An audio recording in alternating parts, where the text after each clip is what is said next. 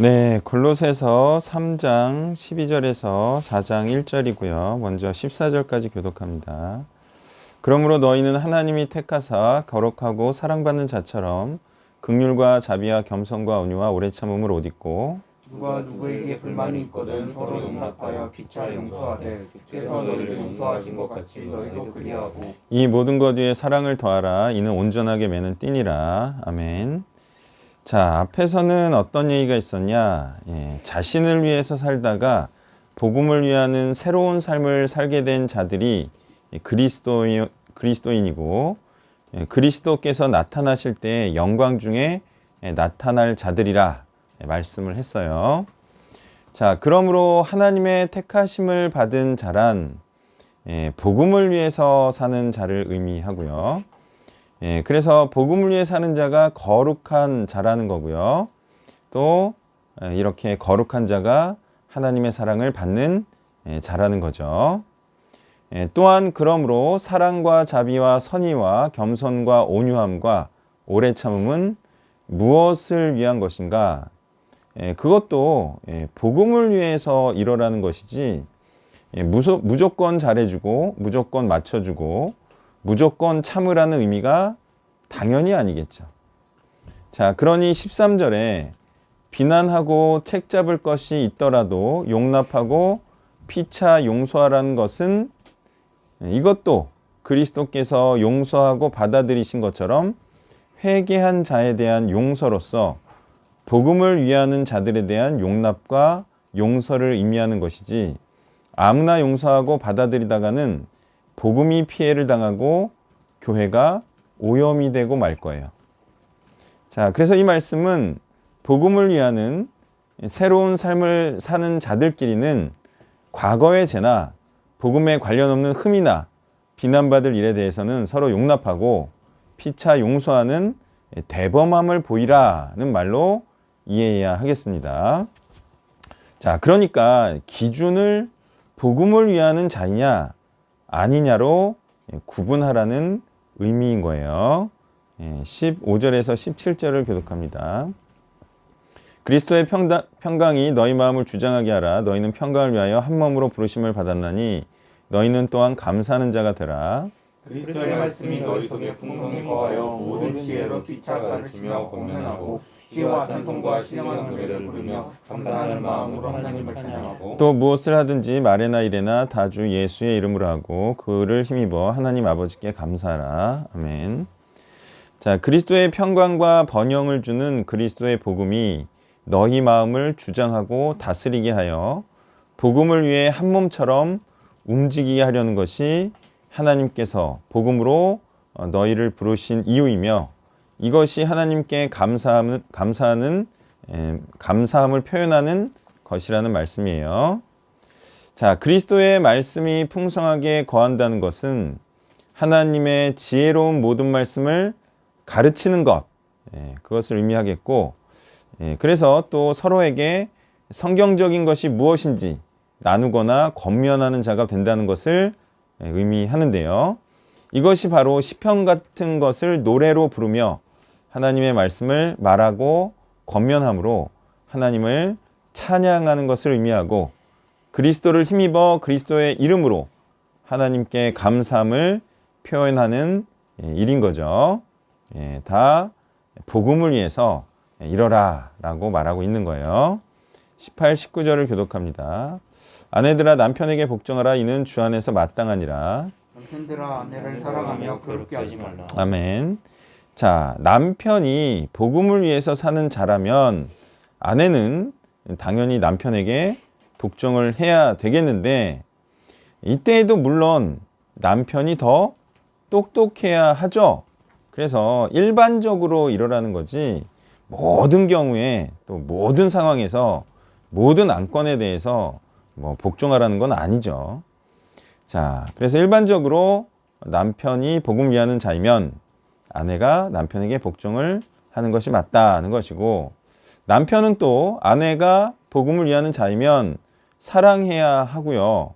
이거는 복음 위하는 자이면 복음을 위하는 아내를 당연히 사랑하겠죠. 자, 그래서 이런 소중한 아내를 비통하게 하거나 쓰라리게 해서는 안 된다는 거예요. 자, 이런 말씀은 복음을 위하는 자들끼리는 너무나도 당연하고 자연스러운 얘기를 하고 있는 것이고요. 자, 그래서 이 모든 교훈이 복음을 위하는 그리스도 안에 거하는 자들이 되라는 말씀으로 귀결되는 것이라고 하겠습니다. 자연스럽게, 아주 자연스럽게 복음을 위하는 자는 복음을 위하는 자를 사랑하고요. 또 그런 자를 슬프게 하지 않는 짓을 하겠죠. 20절과 21절을 교독합니다. 자녀들아 모든 일에 부모에게 순종하라. 이는 주 안에서 기쁘게 하는 것이니라. 아비들아 너희 자녀를 높게 하지 말지니 낙심할까 함이라. 아멘. 자, 이 교훈도 부모가 복음을 위하는 자이면 부모에게 순종하는 것이 하나님을 기쁘시게 하는 것이라는 의미입니다. 그러므로 부모들은 하나님의 말씀을 잘 알아서 자녀들을 그리스도 안으로 이끌어야 하고요. 그리스도 안으로 이끌려고 할 때 그것에 반발하여 그리스도 밖으로 나가려고 분노하는 자녀야 어떻게 분노하게 하지 않을 수가 있겠습니까? 순종시키려는 부모와 다른 뜻으로 반목하고 상충하고 마찰하는데 그런 자녀를 분노하게 하지 않을 방법은 같이 자녀 뜻에 맞춰주는 것밖에 없죠. 자, 다만 아직 다 크지 않은 자들이라서 뭐가 뭔지 아직 모르고 깨닫고 스스로 동의할 시간도 주지 않고 윽박지르듯이 강제하면 반발심만 쌓이게 하는 것이 될 수 있기에 먼저 이해시키고 깨닫게 하는 것이 반발심이라는 분노를 없애는 일이 되겠습니다. 자, 알면서도 안 하는 자야 아주 나쁜 놈이지만 몰라서 안 하고 있는 것은 계속 가르쳐주는 방법밖에 없겠죠. 때려서 될 일이 있고요. 때린다고 해서 이해가 되게 하는 것이 아니면 때릴 일이 아닙니다. 22절에서 1절을 교독합니다. 종들아 모든 일에 육신의 상전들에게 순종하되 사람을 기쁘게 하는 자와 같이 눈가림만 하지 말고 오직 주를 두려워하여 성실한 마음으로 하라. 무슨 일을 하든지 마음을 다하여 주께 하듯 하고 사람에게 하듯 하지 말라. 이는 기업의 상을 주께 받을 줄 아나니 너희는 주 그리스도를 섬기느니라. 불의를 행하는 자는 불의의 보응을 받으니 주는 사람을 외모로 취하심이 없느니라. 상전들아 의와 공평을 종들에게 베풀지니 너희에게도 하늘에 상전이 계심을 알지어다. 아멘. 자, 육신의 상전들에게 순종하는 것도 복음을 위해서 그러라는 것이기에 상전들에게 순종하는 것을 목적으로 해서는 안 되겠죠. 그러니까 성경이 또 이렇게 말하고 있어. 오히려 기회가 되면 상전에서 벗어나라. 상전에게 순종하는 것이 목적이 아니고 복음을 위해서 복음을 위하는 것이 될 때 상전들에게 순종하라는 거예요.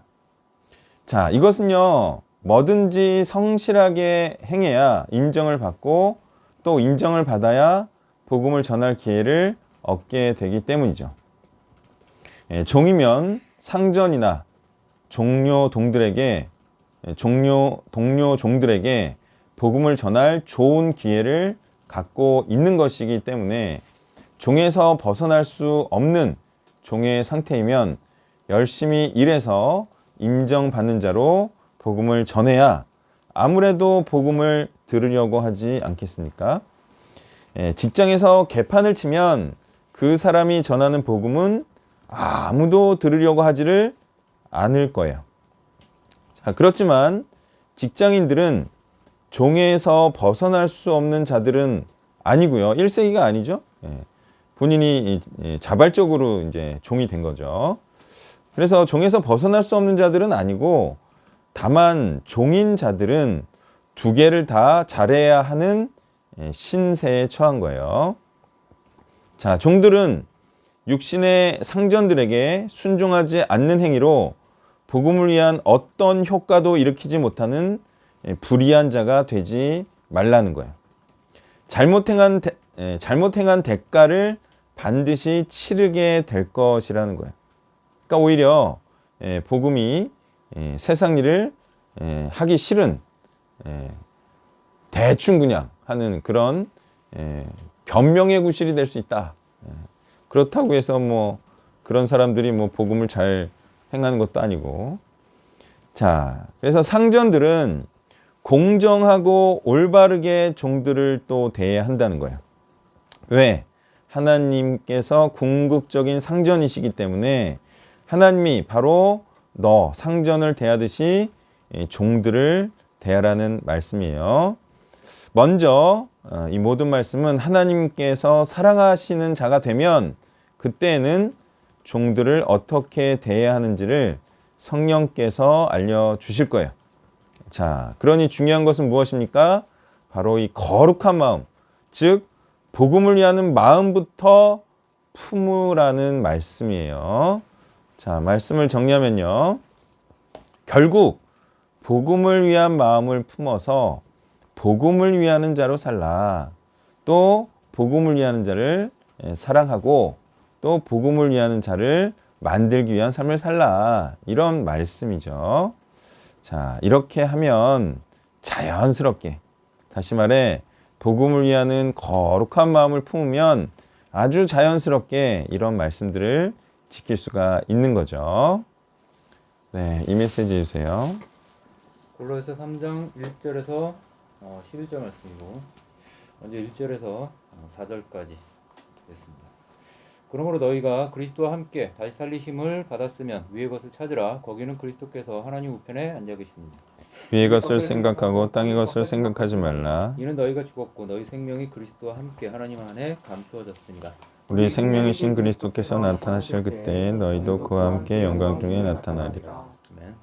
1절이 그러므로라는 접속사를 시작하기에 앞선 글의 흐름을 봐야 됩니다. 골로새서 2장의 논지는 바울 자신이 이 글을 쓰는 목적이 골로새 교인들이 헬라적 철학과 사람이 만든 전통과 현세적이고 육적인 모두의 사고방식과 또 율법주의에서 벗어나고 다시는 그러한 것에 다시 돌아가지 않고 빠지지 않게 하기 위함이라는 것입니다. 2장까지는 이 땅에서의 유한하고 없어질 것에 대해서 마음을 두지 말라는 글이었다면 오늘 3장, 오늘 본문에서는 이 땅의 것과 비견될 수 없는 무한하고 존귀한 가치, 하늘의 것을 조출하는 글로 이어진다는 것이죠. 자, 오늘날 가장 기본적인 기독교 공동체 교회에서의 문제는 무엇입니까? 가장 큰 문제는 무엇일까? 매 주일마다 일반적인 교회를 다니면서 제가 체감하는 것이 있다면 교회에 다니는 대부분의 교인들을 그리스도인이요 구원받은 성도로 인정해 주는 것이다 라고 생각을 합니다.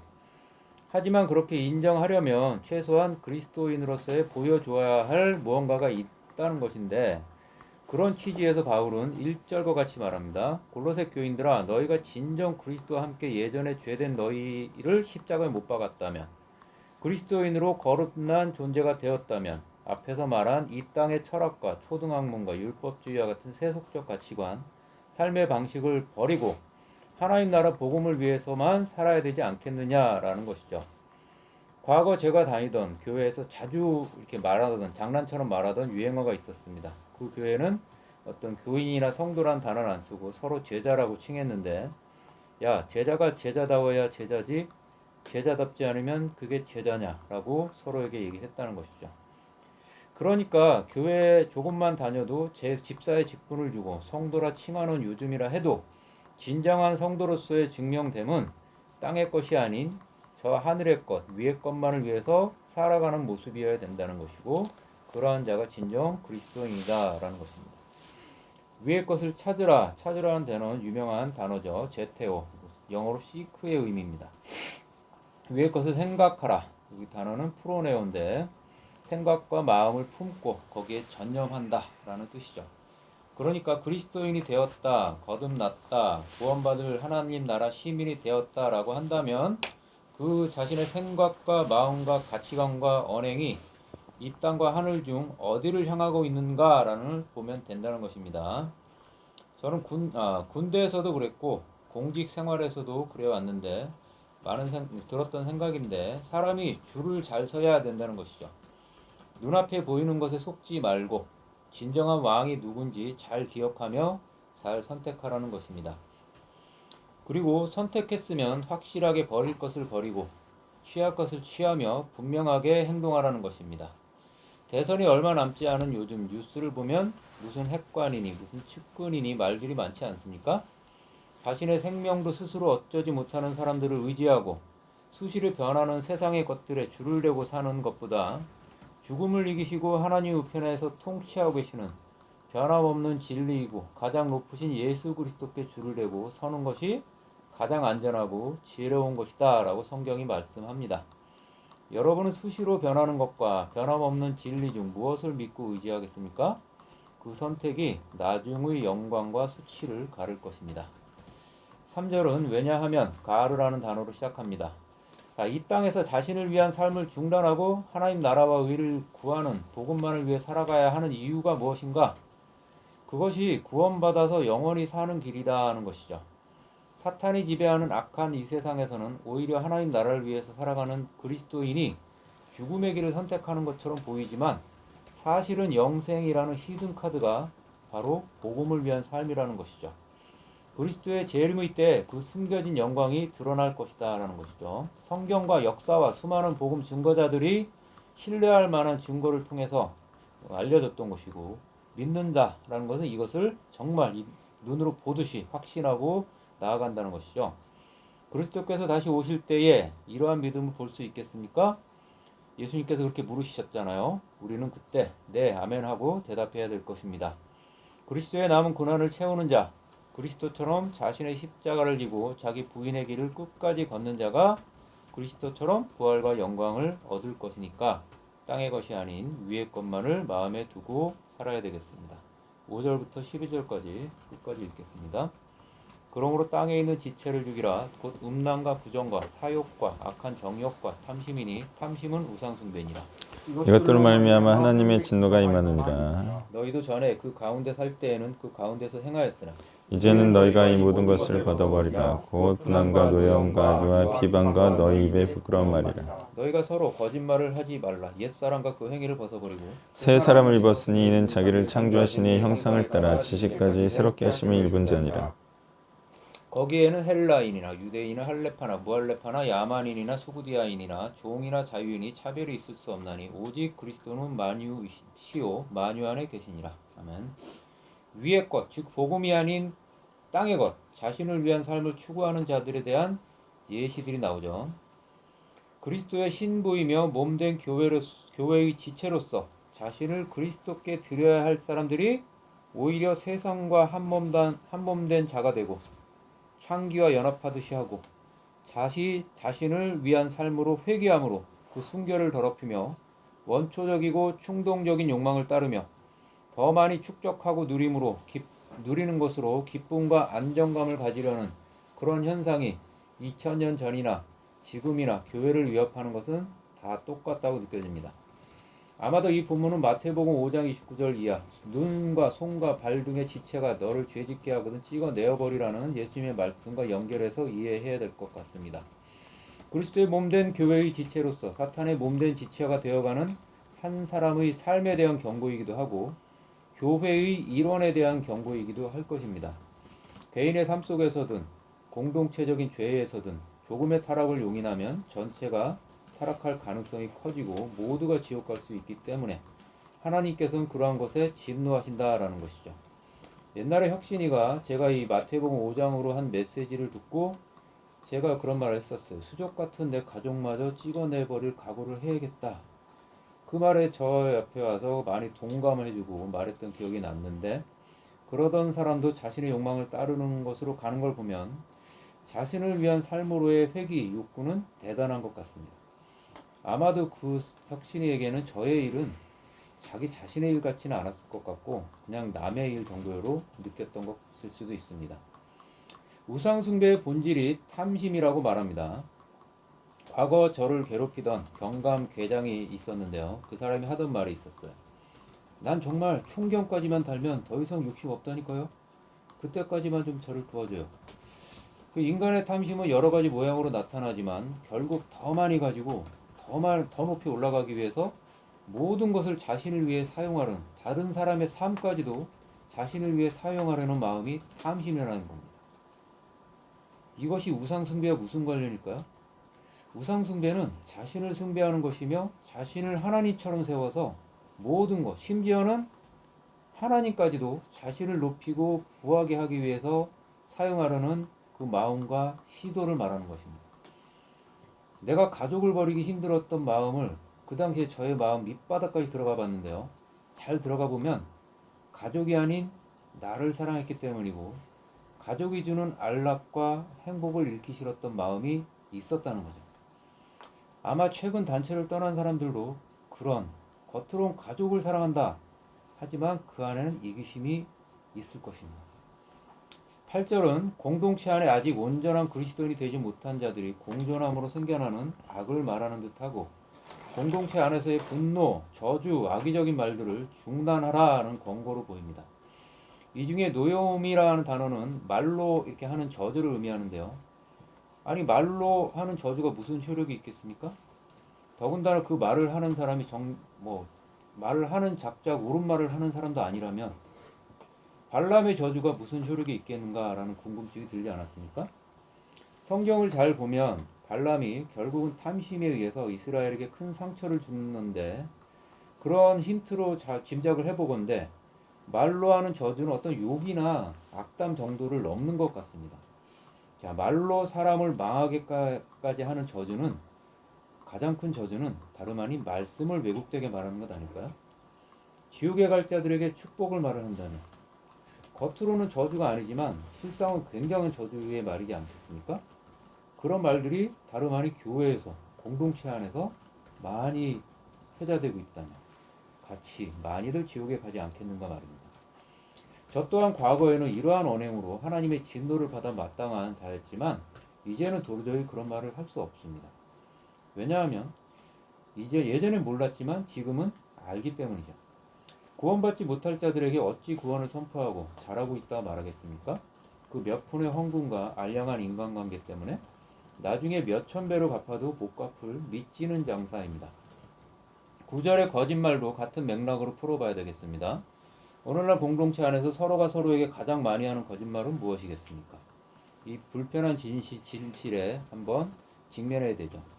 말씀에 순종하지 않으며 복음을 위해 살지도 않으면서도 구원받을 것이다 라고 자기 스스로를 속이는 자들이 또 서로를 긍정하며 구원을 인정하는 말을 한다는 것 아닙니까?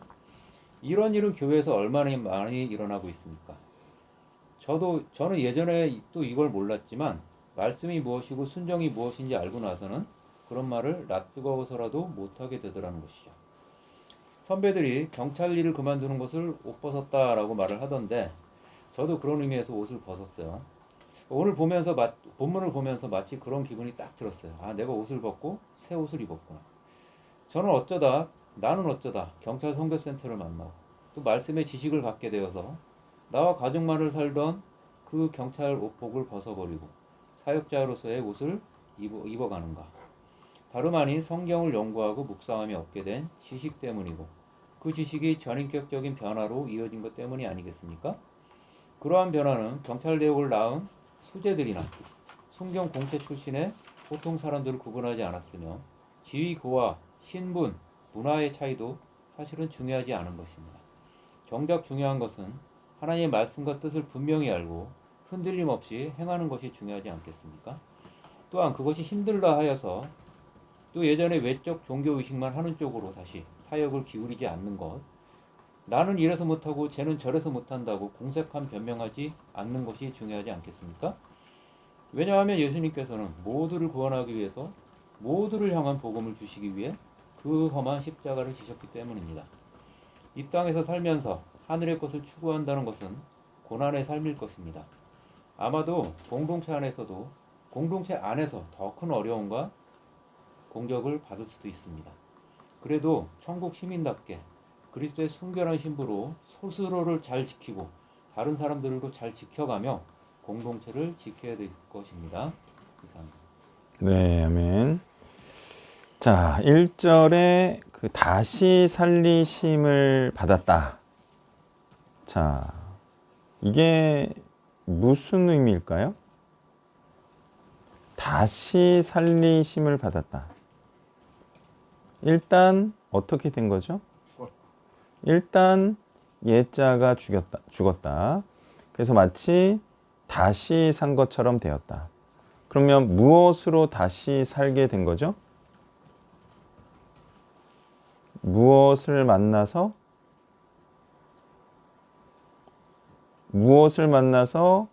새로운 삶을 살게 된 것처럼, 부활된 삶을 살 것처럼 그렇게 살게 된 거죠? 복음을 만나서 새로운 삶이 시작이 됐어요. 이제 예전 삶은 죽고. 그러면 그게 무슨 뜻이에요? 복음을 만나서 이제 어떻게 살게 된 거예요? 예, 예전처럼 살지 않고 복음을 위해서 살 때 그 사람은 부활할 자가 되고, 예? 부활한 자처럼 된 거죠. 예. 그래서 이제 변화를 받으라. 이거는 그래도 좀 깨어있는 목사님들이 변화가 돼야 뭐 구원받은 거지 뭐 이렇게 얘기를 하잖아요. 최근에 뭐 이동훈 목사님 설교를 들어봤는데, 근데 또 복음을 위한 삶이 변화받은 삶이라고까지는 또 말을 안 하더라고. 그러니까 거기까지 가야 돼요. 그냥 단순히 복음을 목걸이 걸듯, 그냥 뭐 예수님은 나의 주요 뭐 이게 아니라, 또는 뭐 더 도덕적이고 더 성실한 삶을 사는 게 아니라 그냥 복음을 위한 삶으로 완전히 변화돼야죠. 그게 구원받은 자죠. 그냥 변화를 받으라고 해놓고 변화의 내용물은 얘기를 못하니까 그냥 뭐 어떻게 변화해야 되는지를 몰라 사람들이. 예?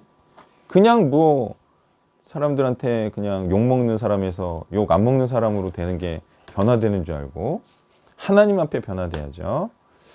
자, 그래서 이제 정확히 모르는데, 자, 그러면 이렇게 한번 얘기해 볼게요. 그러면 복음을 만나기 전의 삶은 어떤 삶이라고 표현하면 딱 맞을까요? 메시지에서도 말했죠. 예전의 삶은 무엇을 위한 삶이었죠? 자기를 위한 삶이죠. 복음을 만나고는 복음을 위한 삶이라 그랬어요. 자기를 위한 삶에서 복음을 위한 삶으로 변화될 때 그게 다시 살리심을 받은 자이다. 그러면 자기를 위한 삶은 무엇을 추구하는 거예요? 본문에서 자기를 위한 삶은 무엇을 추구한다? 무엇을 추구한다? 땅의 것을 추구한다. 2절. 위의 것이 아니라 땅의 것을 추구한다. 예. 자기를 위한 삶은 땅의 것을 추구하는 게 맞나요? 그죠? 그러면 하늘의 것을 추구한다는 것은 뭘 추구한다는 거죠?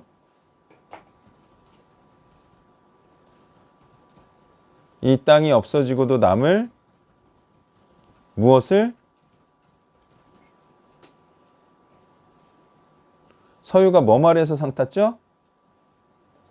모르면 그냥 복음이라고 답하면 돼요. 예? 자, 영원한 진리는 뭐밖에 없어요? 복음이에요. 자신을 위한 삶은 땅을 것들을 추구하는 거고, 복음을 위한 삶은 하늘의 것을 추구하는 거예요. 왜냐하면 이 땅이 무너지고 없어졌을 때 복음은 남으니까, 또 복음을 담은 자들은 영원하니까 복음을 위한 삶이 하늘의 것을 추구하는 게 맞죠? 예. 자, 그 다음에 이제 줄을 잘 서야 된다. 자, 이 말에 대해서 얘기를 해볼게요. 아니, 왜 회장줄을 잡지? 왜 상무나 전무줄을 잡아가지고 막판에 부장에서 그만두는 거예요? 아니, 그 사람이 이제 부장에서 상무 될 거면 상무줄 잡으면 상무가 이제 예편할 때 아닌가? 예? 전무줄 잡고 그러면? 근데 왜 상무줄을 잡고 전무줄을 잡는 거예요? 그게 다 자기 대리 때 과장 부장이었던 거 아니에요? 그죠? 왜 그 줄을 잡아요? 회장이 안 보이니까. 에? 보이는 줄 잡는 거죠? 근데 어떤 사람이 되게 똑똑해가지고 야, 안 보는 회장 줄을 잡으려 그러면 잡을 수 있어요, 없어요? 잡을 수 있죠. 지가 안 해서 그런 거지. 안 보이니까. 안 되는 줄 알고. 아니, 뭐 집 앞에 가서 사모님 잡으면 돼요. 에? 사모님 그 선물 사드리고 또 와이프 시켜가지고 김장 때 찾아가게 하고 당연히 잡혀요. 당연히. 응? 기호만 잘 파악해서. 근데 이 안 보이는 하나님 회장 줄 어떻게 잡는 줄 알아요? 예? 하나님 회장줄 잡는 방법. 어떻게 하면 잡을 수 있을 것 같아요? 이 줄이 확실한 줄 아니에요, 그죠? 예? 어디 가서 애매하게 목사줄 잡지 말고 안 보이는 하나님 회장줄 잡는 법. 복음의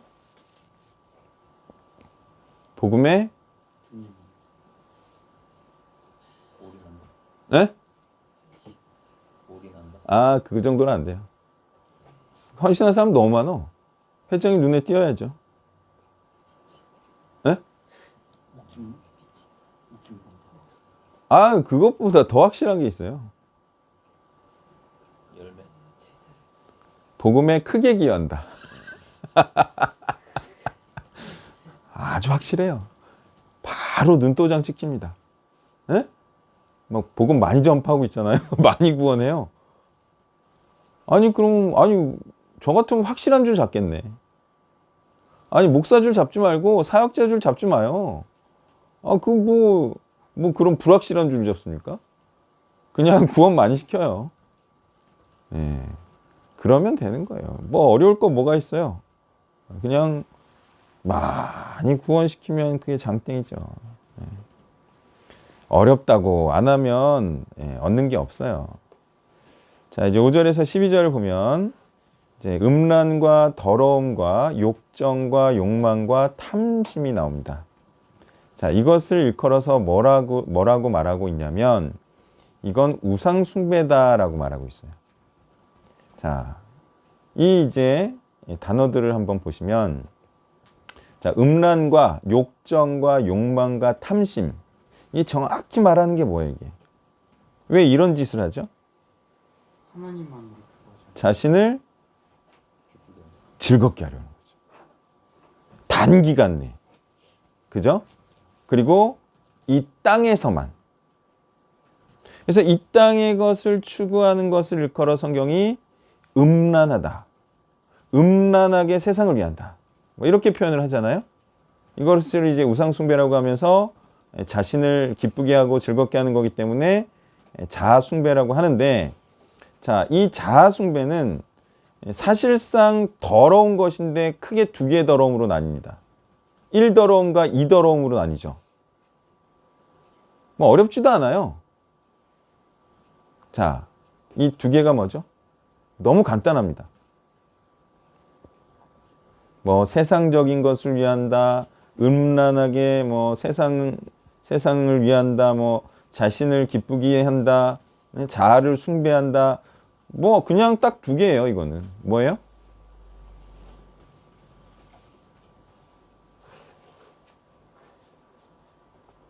이것과 이것. 가장 흔하게 드러나는 두 개. 일단 돈은 들어가야지. 1순위가 돈이죠. 자, 그 다음에 출세, 총경. 두 개 다 가져가면 좋은데 두 개 다 하면 이건 진짜 그랜드 슬램이고요. 뭐 권력도 없고 그럼 뭐 도널드 트럼프지 뭐. 그건 트럼프고 뭐 MB급이고 대부분은 둘 중에 하나를 택하죠. 어쨌든 그게 대표적으로 세상을 위하고 자기를 즐겁게 하는 거예요.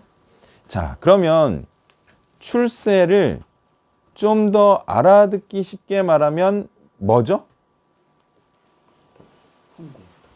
세상에 출세. 세상에 자신을 드러낸다. 자신을 알린다. 뭐 그러니까 예수님을 알리지 않고 자기를 알리는 거죠. 자기를 영광되게 하는 거예요. 자기를 높이는 거예요. 그럼 기뻐요, 안 기뻐요? 그게 자아숭배이지. 그게 탐심이고, 그게 욕망이고, 그게 욕정이고, 이게 우상숭배고, 자아숭배고. 예.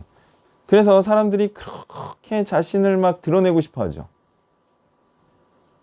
그게 바로 여기서 말하는 탐심, 욕망, 우상숭배, 음란. 이거죠. 돈과 출세.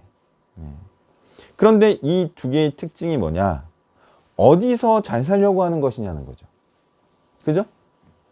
어디서? 땅에서. 세상에서. 정확하게 일치합니다. 돈과 출세의 이 효과 기간이 언제까지냐? 결국은 이 땅이 멸망하기까지다. 예? 지구가 붕괴되기까지다. 지구가 파괴되기까지다 이거죠. 그러니까 이런 관점을 가지고 보면 땅을 위하는 자인지 하늘을 위하는 자인지 분명히 알 수가 있다는 거예요. 자, 그 다음에 이제 8절 중반부의 내용이 의미하는 거에 대해서 좀 살펴보겠는데요. 분노, 뭐 노여움, 악의, 비방, 이게 뭘 의미하는 거냐? 자, 이 교회에서 분노한다 이거예요. 또는 어떤 사람에 대해서 굉장히 안 좋게 생각해요. 그래서 막 비방을 해. 왜 이런 일이 일어나냐는 거예요. 교회에서. 이거는 나쁜 의미예요. 그러니까 나쁜 놈한테 이렇게 뭐 분노하고 악의를 갖고 비방하는 건 좋은데 여기서 말하는 케이스는 그래서는 안 될 사람에게 하는 행위를 말하는 거죠. 여기서는 지금. 그럼 이런 일은 왜 일어나냐 이거예요. 도대체.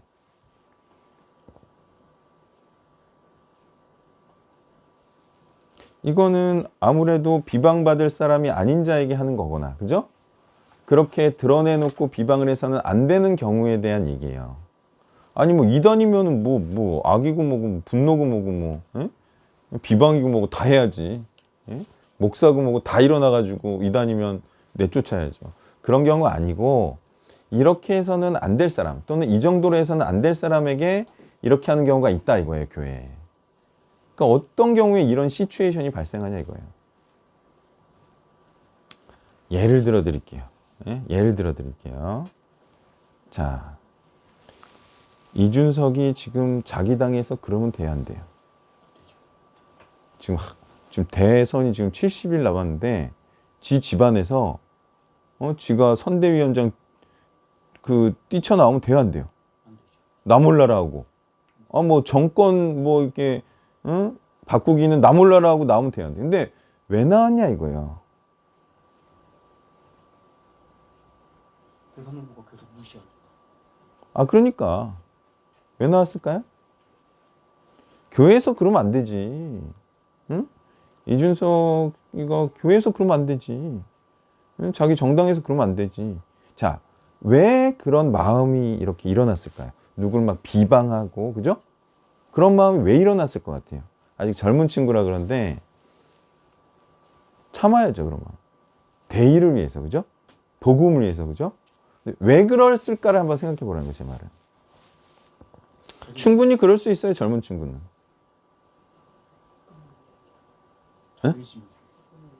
그렇죠. 대권을 위한 게 아니야. 대의를 위하지 않았어.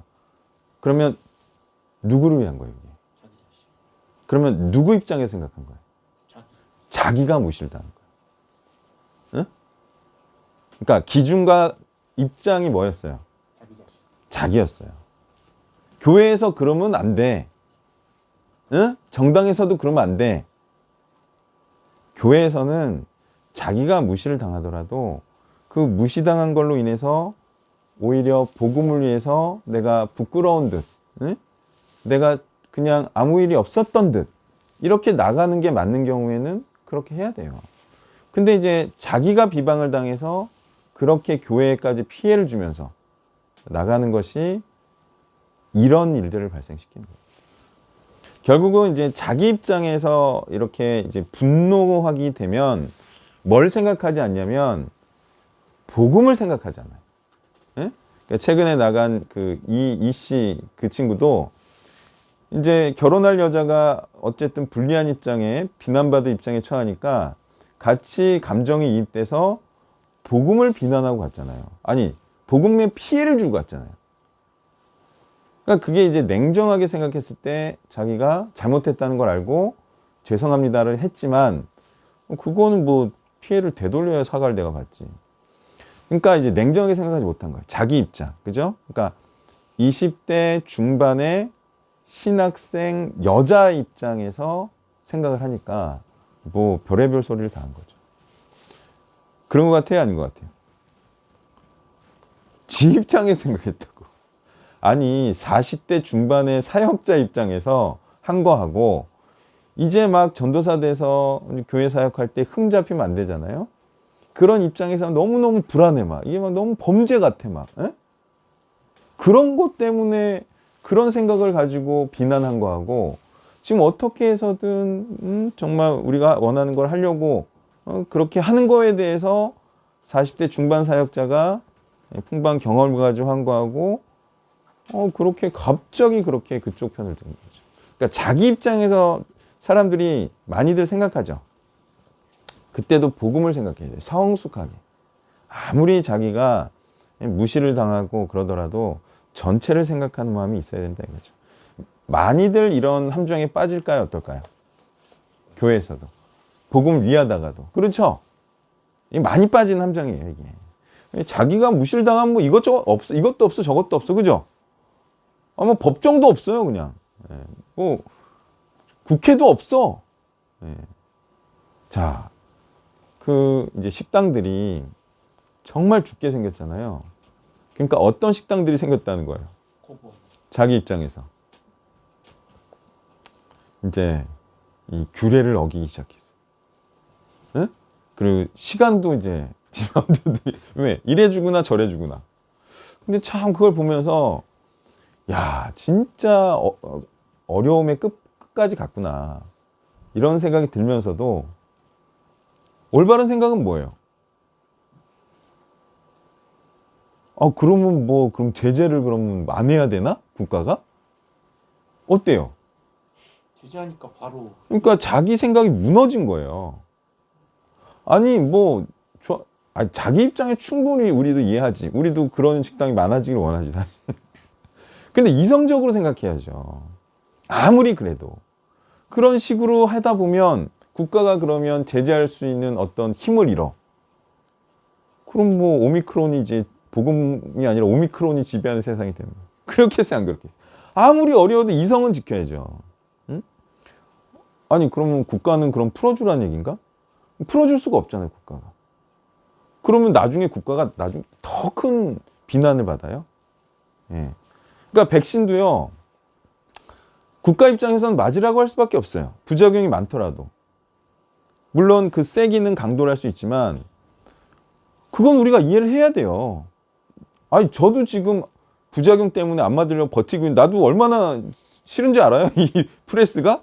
근데 나는 억울해도 참잖아요. 국가도 어쩔 수 없고 나도 좀 맞기 싫어. 응? 하도 백신의 부작용 보고 그러니까 이게 벌레도 있다 그러고 하여튼 모르겠어 나는. 근데 무서워 하여튼. 예? 괜히 맞아서 부작용이 있는 것보다 그리고 저는 이기는 스타일이잖아요. 한번 또 이겨냈고. 예. 그 서로 입장이라는 게 있는 거지. 아무리 자기가 힘들다고 해서 무너져 버리면 안 된다 이거예요. 예? 자기 안에서. 자, 이런 의미로 이 내용을 이해하면 좋겠다. 그 다음에 이제 9절 보면 속지 말라 이렇게 말하고 서로 속지 말라 이런 뜻이에요. 서로 거짓말하지 말라. 이게 서로 속고 속이지 말라. 사람들이 어떻게 속인다는 거예요? 평안하다. 자, 사람들이요 다 이렇게 서로 속입니다. 세상에 나가보면 다 이렇게 속여요. 어떻게? 돈 버는 것이 잘 되는 것이다. 에? 세상이 다 지금 이렇게 속여요. 지금 위에서 땅의 것을 생각지 말고 위의 것을 생각하라고 말했죠. 속지 말라는 게 뭐겠어요? 땅의 것을 추구하는 것으로 속지 말라. 근데 세상은 다 땅의 것을 추구하라고 속이고 있다. 땅의 것을 추구하면 잘 되는 것이고 구원받는 것처럼 속이고 있으니까 땅의 것을 추구함으로 속지 말라. 강력할까요? 안 강력할까요? 돈을 못 벌면 실패한 자처럼 생각이 들고 앞에 나온 그 표현처럼 괴로워하다라는 표현이 있었죠. 몇 절이에요? 주일날 성경에 설교했던 것 같은데.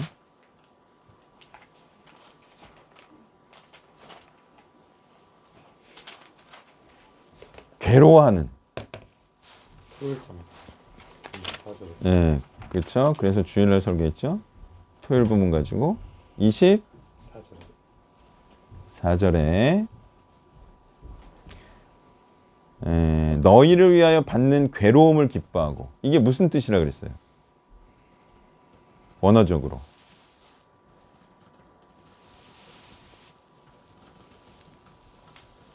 찾아보니가 없군요. 그러니까 원어를 잘 보면 그 원뜻이 잘 드러나요. 그래서 묵상도 잘 돼요. 무슨 뜻이냐면 불행, 고난, 그죠? 자, 불행으로 한번 자기가 어떤 자처럼 생각이 들어요? 하늘의 것을 추구하면? 네? 아, 나는 어떤 자 같다. 이런 이제 마음이 든다는 거예요. 나는 불행한 자다. 불행한 자다라는 느낌을 줘요. 근데 이게 마음이 거룩하지 않을 때는 그런 생각이 들까요, 안 들까요? 그만큼 들어야 그리스도와 함께 부족한 고난을 당하고 있는 거예요. 불행하다. 돈이 없으니까. 그래서 예전에 이제 구세군의 그 원장님이 진짜 난 이해를 못 했는데 옷장을 여니까 단벌 하나 있더라. 그래서 밤새 이불을 덮고 펑펑 울었다. 그게 그 나이 때만 해도 이해가 안 됐어. 근데 나이가 들면서 몸이 좀 아프니까 조금 이해가 되더라. 근데 그분은 그때 몸이 되게 아팠거든요. 공황장애까지 왔으니까. 그러니까 이제 이해가 되더라고. 그런 이제 가난이라는 것이, 또는 그 이제 시집을 또 못 가셨으니까 너무 시집을 가고 싶으셨던 거야. 못 갔으니까. 그런 마음이 들까 안 들까요? 예, 그런 마음을 준다는 거예요.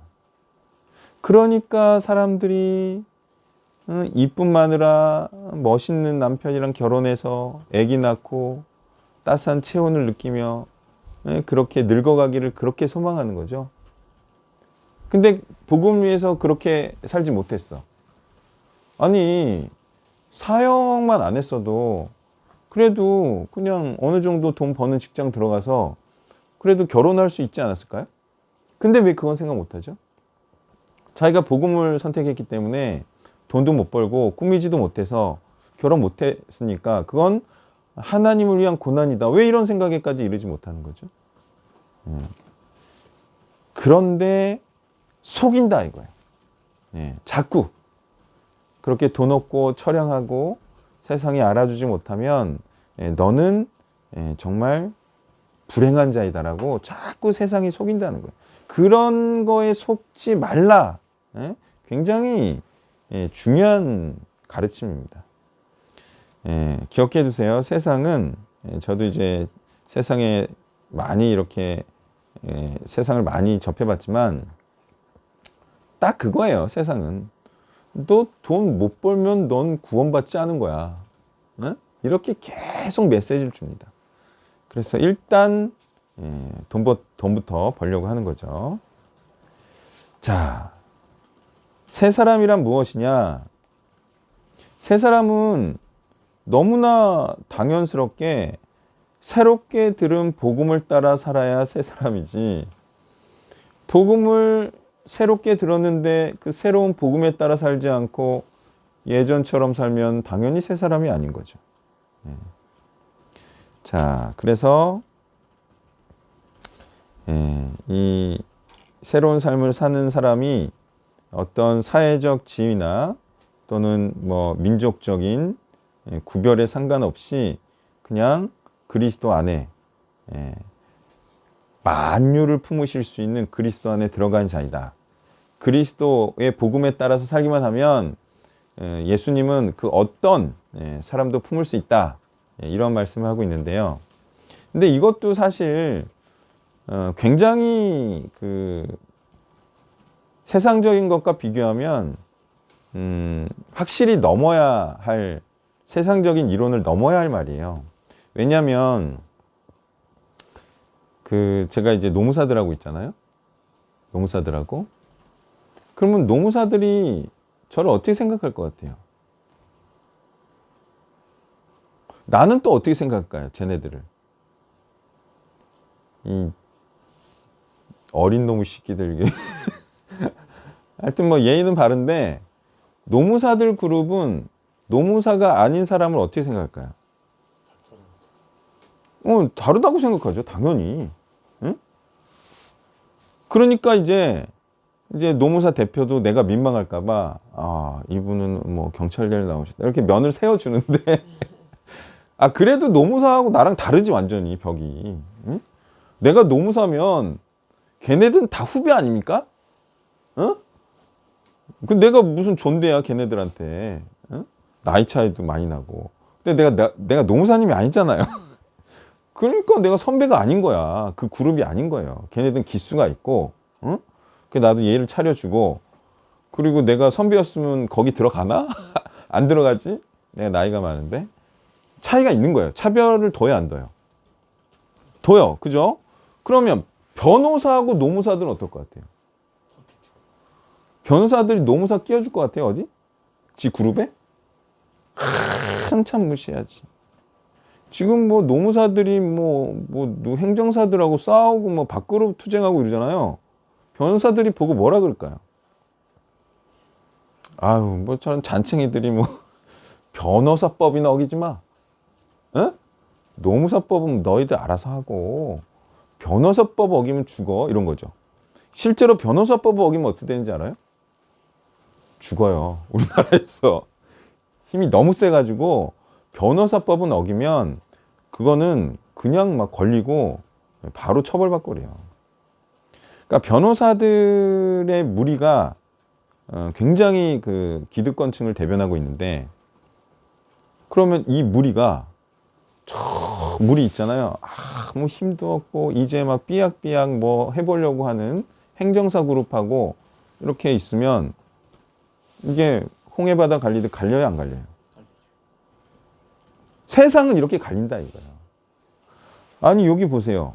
헬라인이나 유대인이나. 자, 헬라인이라는 것의 의미가 뭔지 아세요? 헬라인이냐 비헬라인이냐의 차이.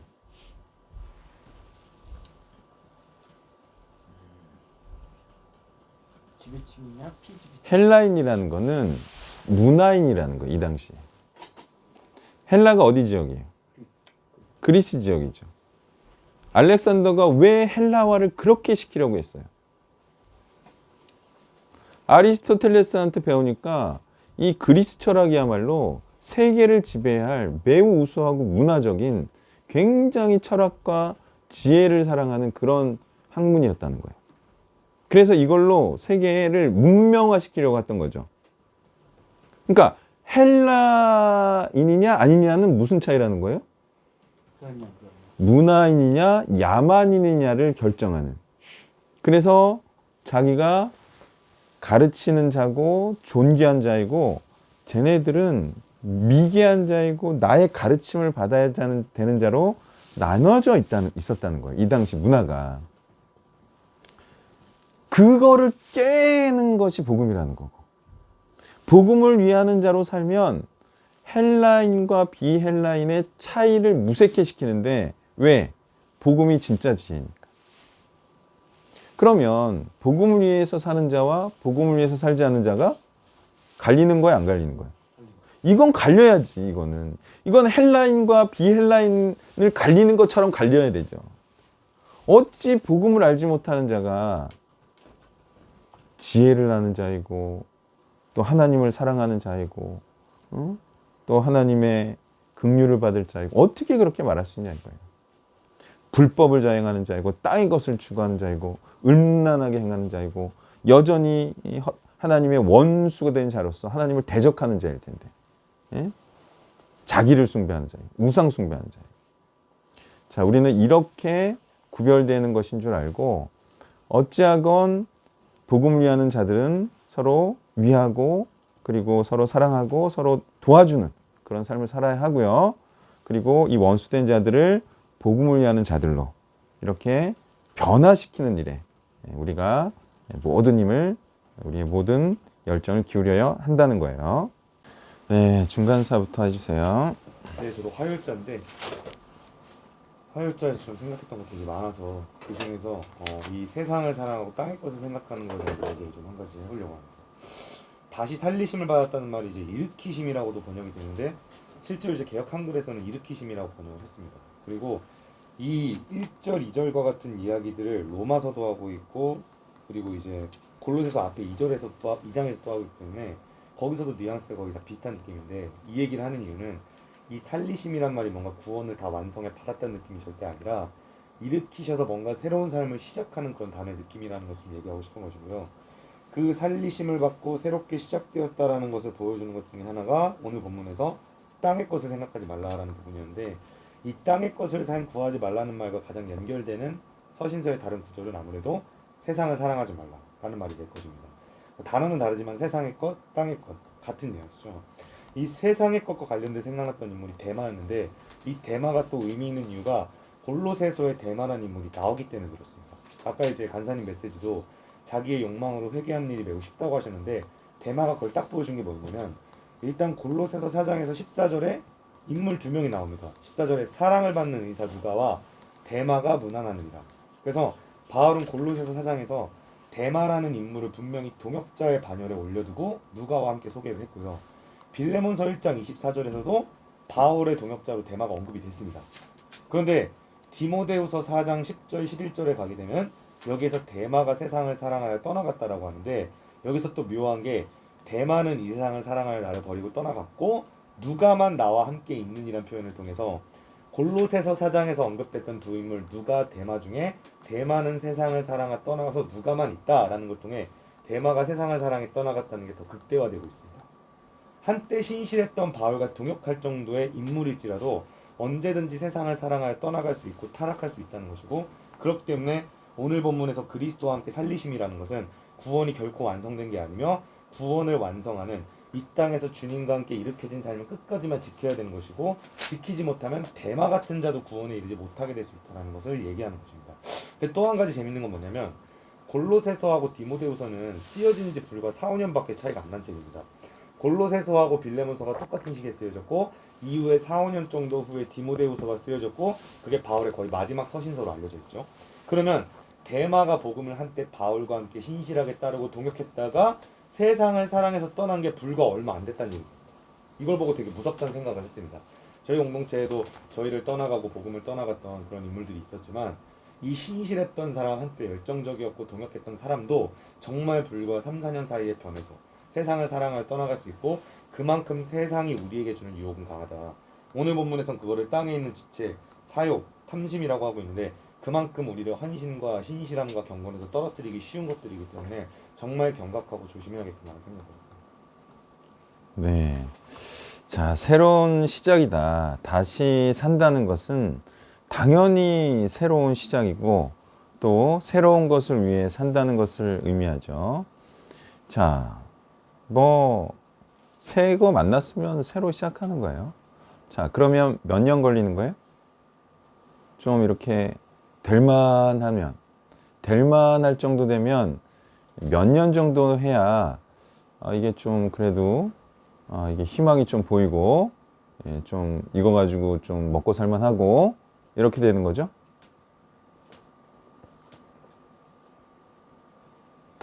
몇 년 걸릴 것 같아요? 3년? 네, 3년이죠. 자, 제가 이제 또 어쨌든 3년 만에 이제 고용지원금 쪽으로 좀 올라섰죠? 올라섰죠? 이제 또 다른 사업을 준비 중에 있습니다. 이제 31일 날 1년 동안 하나님 주신 은혜를 나누면서 자세하게 설명을 하겠지만 이제 그것은 하나의 파트로 남겨두고 또 다른 사업을 이제 시작했어요. 이것도 3년 걸리지 않을까요? 응?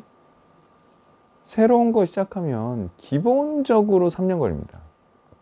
그걸 만나서 그것을 알고 그것을 영업하고 그것의 구체적인 실무까지 알기 위해서는 최소 3년이 걸려요. 네, 그러면 바울은 몇 년 사역했죠? 지금 이 에빌골빌 아닙니까? 이 감옥 서신이 에빌골빌. 그러면 골로새서도 감옥이니까 이거는 사역 후반기 아니에요? 몇 년 사역한 거예요? 사역이 바울이. 바울이 그래도 예수님보다 나이 아래이지 않았을까요? 20대에 사역해서 50대 죽었잖아요. 지금 최소 20년에서 30년 사이 사역한 분이 하는 지금 얘기예요. 에? 이 바울 서신이라는 게 기본적으로 20, 30년 사역하신 분의 깨달음과 말씀이에요. 우리 몇 년 사역했어요? 네. 그러면서 뭐 우리 사역이 어떻네 저떻네 아주 그런 게 아니에요. 제가 지금 오늘 이제 집을 나서면서 제가 이제 46이잖아요. 야, 56세 때 지금보다 규모가 4배만큼은 좋겠다. 이런 생각을 했어요. 그럼 10년 후에 4배만 커도 어떤 것 같아요? 아, 뭐 왕국이지. 응? 동물의 왕국은 아니어도 그 정도는 아니어도 그럼 왕국이죠, 왕국. 지금은 10몇 년째이기 때문에 힘들어요. 모여도 뭐 우리가 수십 명 모이는 것도 아니고 힘들어요. 하지만 그래도 10수년 만에 감사하게 요만큼 이뤘고, 그죠? 10년 후에 3, 4배만 부흥해도 그거는 엄청나게 해피한 거 아닙니까? 그렇게 해봤자 20몇 년밖에 안 한 상황에서. 그런데 그 이후에도 저는 사역할 기간이 15년 더 남아있다는 거 아닙니까? 힘들어요. 항상 힘들어요. 네. 그 고아원은 언제 차리나 아직 막 이렇게 보이진 않아. 계획은 있지만 되게 갈급하다고요. 네? 언제 차리고 나는 뭐 선교지 가지 뭐 이런 생각도 하고 그래요. 그래도 바울도 이런 고생 안 했을까요? 뭐 죄송합니다. 바울이 더 고생했지 뭐. 하여튼 고생해서 하는 거지 이게. 그리고 또 이런 생각해요. 이제 물레에 도착을 했어. 버스에서 내리면서 걸어가면서 생각했어. 그래도 이 정도 고생 안 하고 또 사역이 잘 되면 또 그것도 별로 아닌 것 같아. 네? 네. 그 빨리 안 잘 되는 건 또 하나님이 그렇게 해주시는 것 같아. 너무 빨리 잘 되면 그것도 좀 아닌 것 같아. 네? 그래서 유튜브도 뭐 천천히 되는 것 같기도 하고. 이게 아주 저는 그 정상적인 것 같아요, 오히려. 오히려 지금 타이밍에 막 잘 돼버리면 그게 더 비정상인 것 같아요. 예. 그러니까 우리가 좀 정신 차리고 생각하자 이거야. 지금 힘든 게 맞냐 안 맞냐. 응? 정신 차리고 생각하면 맞다 이거예요. 아무리 생각해도. 자, 새로운 시작입니다. 새롭게 시작했는데 이게 뭐 1, 2년 만에 되겠어요? 뭐 5, 6년 만에 되겠어요? 10년 만에 되겠어요? 그 정도는 그냥 할 만한 정도, 그냥 계속 할 만한 정도인 거죠. 예. 자, 이렇게 아주 정상적으로 생각해야 됩니다. 아무리 뭐 가난하고 그렇더라도. 자, 그러면 사역자까지 됐는데 왜 돌아가냐? 대마나 대마 같은 놈은 왜 세상으로 돌아가냐? 자, 이유는 힘들었어. 네. 근데 힘든 거의 핵심이 뭐예요?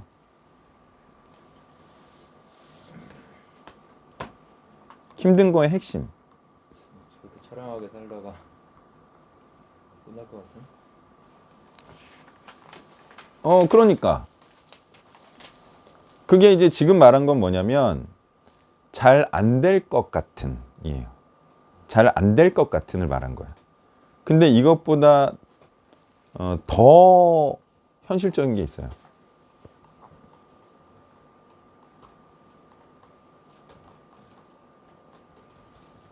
더 현실적인 어려움. 그건 뭐예요? 바울과 함께 있는 것이 어디예요? 뭐 바울이 힘들겠나요? 감옥에 같이 있고 하는. 아, 그러니까 핵심은 두 개예요. 하나는 사역이 잘 안 될 것 같아. 응? 다른 하나는 가난한 걸 못 버텨. 두 개예요, 두 개. 근데 이것이 어쨌든 강력한데 이것도 냉철하게 볼 줄 알아야 됩니다. 가난하다는 게 정체가 뭐냐 이거예요. 가난하다는 거의 정체는 굶어 죽는 게 아니에요. 그냥 불안함인 거야. 에? 아니 왜냐면 굶어 죽기는 안 굶어 죽는 것보다 훨씬 힘들어요. 한국 사회에서 굶어 죽는 건 안 굶어 죽는 것보다 한 10,000배가 어려워. 그거는 그렇게 돼 있어요. 사회 구조도 그렇고 뭐 사람 관계도 그렇고 그죠? 네. 그 자기가 안 나가서 안 먹으면 모르는데 자기가 나가서 뭐 무슨 일을 하든 아니면 뭐 저기 도움을 요청하든 그거는 진짜 굶어 죽는 건 너무 그건 하늘의 별따기처럼 그래요. 근데 뭐가 핵심이라고요? 가난에 대한 핵심은 그냥 두려움, 불안함이에요. 가난의 핵심은 뭐라고요? 그냥 미래에 대한 두려움이 핵심이라고. 굶어 죽을 것 같은 두려움이 핵심이지 실체가 굶어 죽는 게 아니에요. 자, 가난함, 그건 불안함이라 그랬어요. 자, 불안함 때문에 사역을 떠나가요. 그래서 이제 돈 버는 일로 가고, 그 다음에 두 번째는 잘 안 될 것 같아요. 뭐가요? 사역이. 근데 진짜 안 될 것 같나요? 자, 마가는 왜 선교지에서 떠났죠? 왜 돌아갔죠?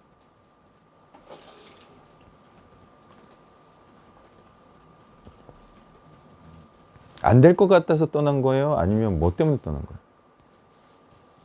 정확히 모르지만 힘들어서 떠났겠죠. 어린 나이에.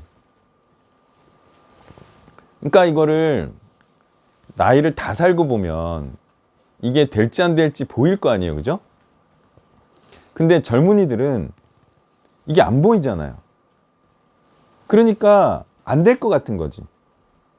또는 힘드니까 앞에 거를 못 보는 거죠.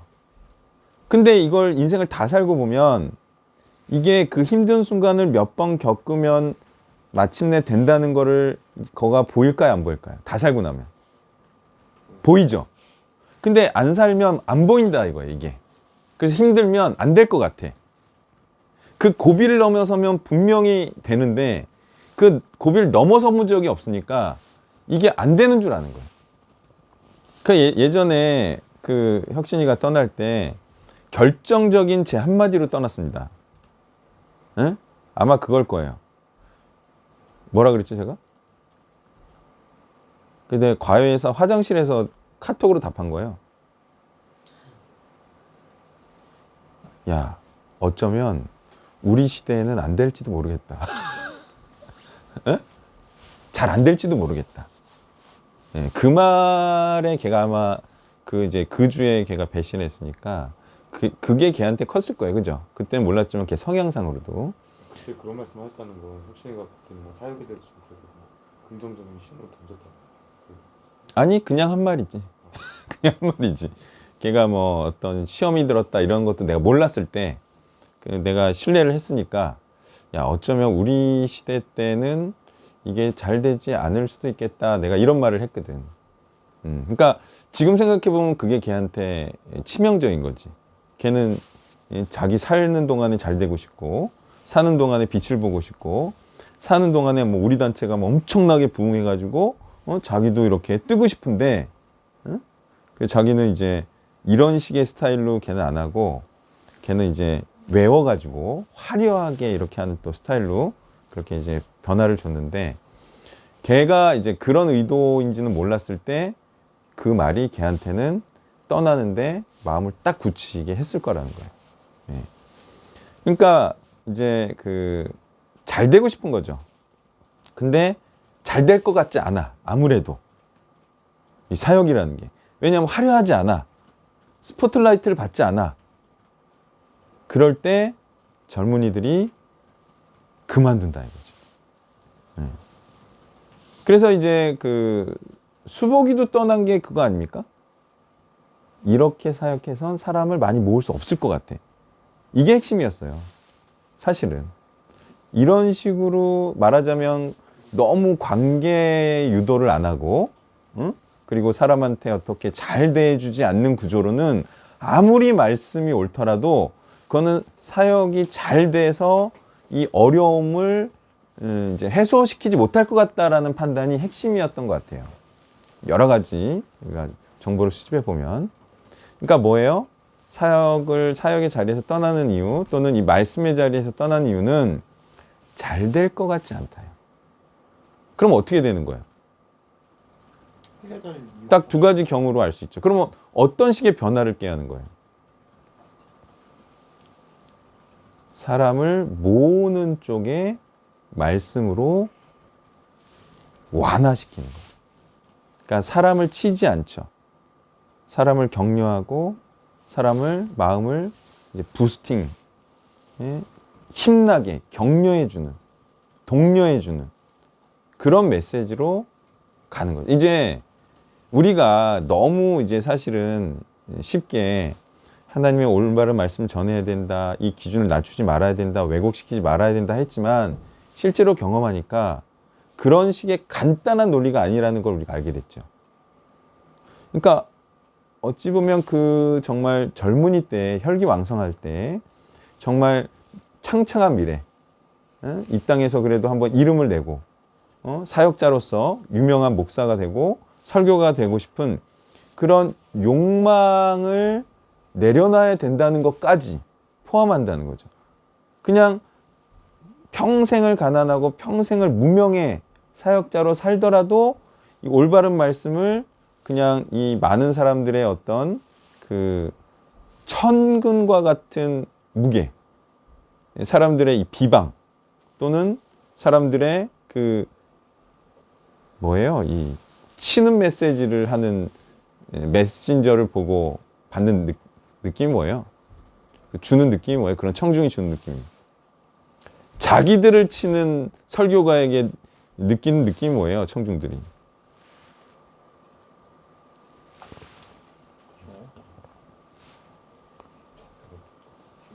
다시는 듣지 않겠다. 저 사람을 다시는 부르지 않겠다. 재미도 없고, 은혜도 없고, 감격도 안 주고, 그런 어떤 그 냉혹한, 그리고 사람들의 그 정말 차가운 시선, 정말 싫어하는 게 눈에 보이는, 그리고 다시는 부르지 않는 그런 외로움, 그런 것들을 견디기가 힘든 거죠. 특히나 지금 한국 사회에서는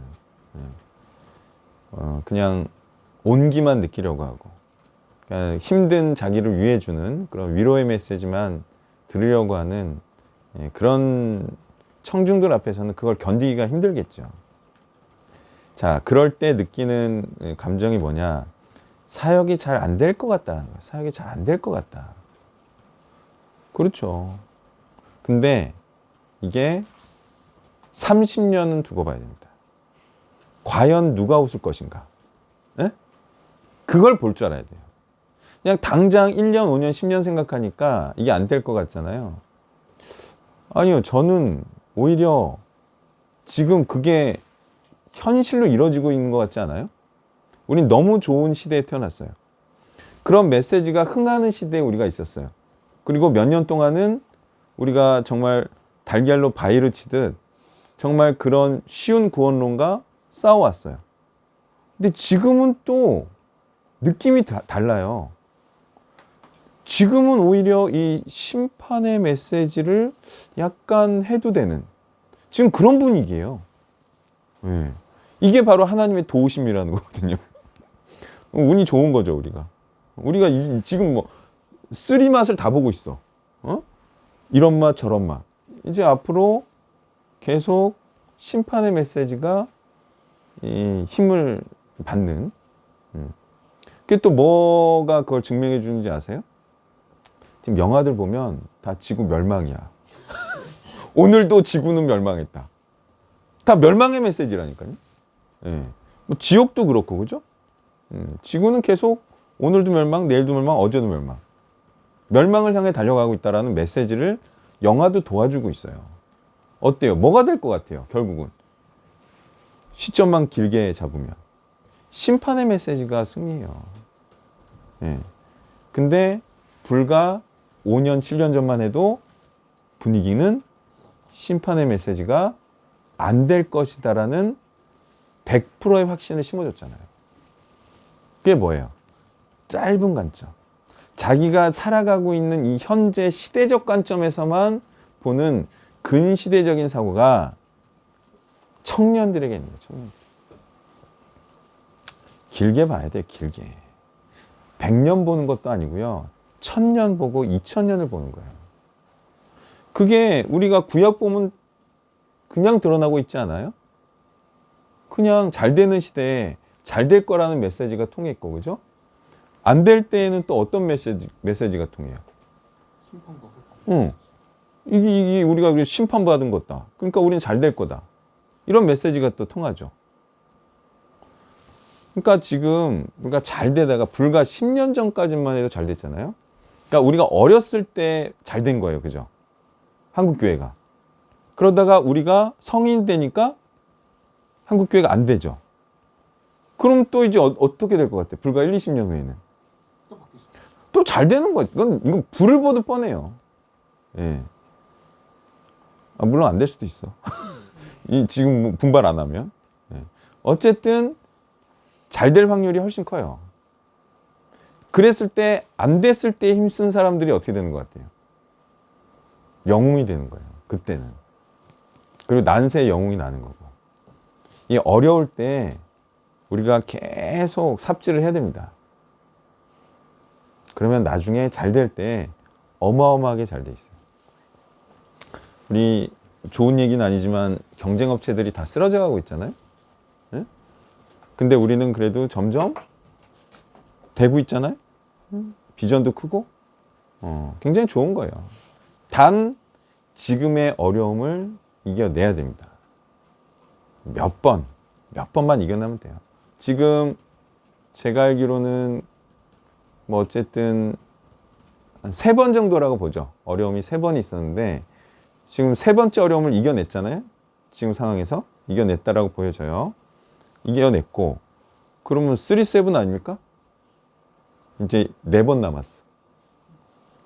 4번만 이겨내면 돼. 그러면 럭키 7 올라가는 거예요. 예? 그 이제 10이 하늘이면 하늘 거의 이제 중상까지 올라간 거예요. 지금 3번 이겨냈어요. 그러면서도 그게 다 우리의 경험으로 쌓였고 또 다 그런 경험을 공유하고 있어요. 예. 좋은 상황이고 어려움만 겪으면 돼요. 예. 그 다음 발표해 주세요. 월요일자 본문을 보면서 이제 좀 이 16절, 18절 그 전체적으로 봤을 때 이제 뭐 16절에는 먹고 마시는 것으로 너희를 누구도 너희를 비판하지 못하게 하라. 18절에는 누구도 그런 걸로 정죄하지 못하게 하라. 그렇게 얘기를 하면서 결국 20절에는 또 어찌하여 너희가 이런 거를 순종하고 따르고 있느냐라는 걸 좀 봤을 때 그리고 이것들을 안 지켰을 때 이제 정죄와 이런 비판을 다 당했다라는 것이죠. 결국에는 이렇게 다 미혹에 빠지고 또는 이것을 따르게 되는 이유가 내가 정죄받고 비판받게 되니까 그렇게 되고 잘 모르고 위축되니까 결국에는 사람은 결국 진짜 정죄받고 비판받는 게 두려워서 그냥 미혹 당할 수가 있구나라는 걸 좀 보면서 결국에 이게 그냥 뭐 정죄받고 비판받으니까 내가 이것을 본받지 말아야겠다. 그리고 모르니까 따라야겠다가 아니라 그럴 때일수록 오히려 이것이 진짜 옳은 것인지에 대해서 알아야 되고 결국 진짜 말씀을 올바로 아는 것 바울도 계속해서 이 잘못된 지식을 그래서 옳은 게 무엇인지 계속 얘기해 줬던 것처럼 그리고 올바로 아는 것이 내가 위축되고 정죄당하고 비판 것에 그냥 내가 쭈그리고 있지 않은 방법이다 이런 것도 좀 다시 보게 된 것 같습니다. 네, 이제 그 사람들이 살아가면서 무슨 일에 봉착하게 되냐면 내가 정말 동의하고 이해한 것에 대해서 나는 행하겠다 라는 마음을 사람들이 먹어요. 많은 사람들이. 그러다가 이제 상황이 내가 동의하지 않았지만 내가 그렇게 해야 되는 상황에 몰리게 되는 경우에 사람들이 나이가 들면서 몇 번 부딪히다가 꺾이는 일이 발생을 해요. 그러니까 사회적인 분위기나 또는 사람적인 시선 이런 것 때문에 이제 그때부터 수능이라는 걸 하게 돼요. 그 과정이 언제에서 언제 일어나든가요, 보통? 직장. 안 꺾이는 때가 있죠. 자기가 이해가 안 돼. 누가 아무리 뭐라 그래도 막 반항하고 막 그런 때가 있죠. 자기가 이해가 안 되니까. 그때가 언제예요? 그때가 청소년일 때죠. 근데 그건 지가 진짜 몰라서 그런 거잖아. 근데 걔네들은 꼿꼿하게 버텨요, 안 버텨요? 버티죠. 왜? 세상 무서운 줄 몰라. 어? 그 맞아봐야 알지. 근데 맞지도 않고 자존심을 지킨 애들이 있어요. 응? 자기가 생각하는 것대로 산다. 응? 근데 이제 그런 시기를 겪다가 이제 꺾여요. 이렇게 살면 너무 맞는구나. 이렇게 살면 너무 피곤하구나. 그래서 꺾이거든요. 남자는 어디서 꺾여요? 군대에서 꺾여요. 왜냐하면 너무 힘들거든. 아니 부조리 해도 따라야 돼. 안 따르면 어때요? 내가 옳지 않다고 생각하는데 내가 이 불합리한 걸 왜 맞고 끌려가고 너무 힘들어. 그래서 그냥 일단 굴복해요. 그래서 일단 힘든 게 뭐냐면 특수대는 저학년 때 군대에서는 1병, 2병 때 너무 힘든 게 뭐냐면 자기가 이해가 안 되는데 시키는 걸 해야 되는 게 너무 힘든 거예요. 근데 이제 상병 되면 수능을 해. 이건 이런 거야. 또는 조금 알아가죠. 알아가기도 하고 자기가 이제 이해가 안 되지만 구조에 조직에 순응하기도 해요. 근데 여자는 언제 그런 일이 일어나요?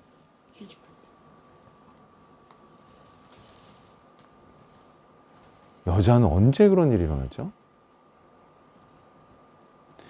여자가 이제 그런 일이 안 일어나고 결혼하면 어떻게 돼요? 시어머니하고 싸우죠. 이해가 안 가는데 시어머니가 시키니까 이건 부조리하다고 생각이 드는데 어쨌든 자기가 수긍이 안 가니까 이제 싸우는 거야. 그러면서 계속 안 꺾이기도 하고 그러면서 좀 이제 서로 맞춰가기도 하고 그런 일이 있죠. 소위 타협이라는 게 일어나고. 그러면서 적응이라는 게 일어나요. 사회적으로도 그렇게 적응하고 관계적으로도 적응하고. 자, 이게 다 뭐예요? 결국은 내가 정말 옳다고 생각하는 것을 행하지 않고 부딪히다가 꺾이는 일이 발생한다는 거예요. 그러면 뭐가 옳으냐 이거예요. 원리상으로, 논리상으로는 옳다고 생각하는 거를 결코 꺾지 않는 게 맞다는 거예요. 자, 율법을 행하지 않으면 비난받고 정죄를 받아요. 그 상황에서 바울은 뭐라고 말하고 있어요? 비판하지 못하게 하라. 지키지 않아도 된다는 것을 꺾지 말라 이렇게 말하고 있죠. 이러한 정신이 복음을 지키는 정신하고 정확하게 일치합니다.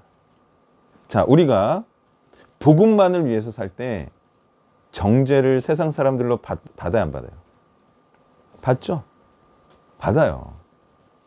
가장 흔한 정죄가 뭐예요?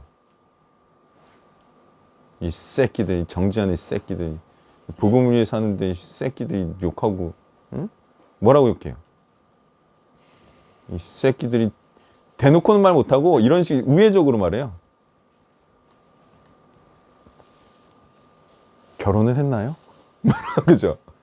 또 애는 있나요? 그런 거죠. 또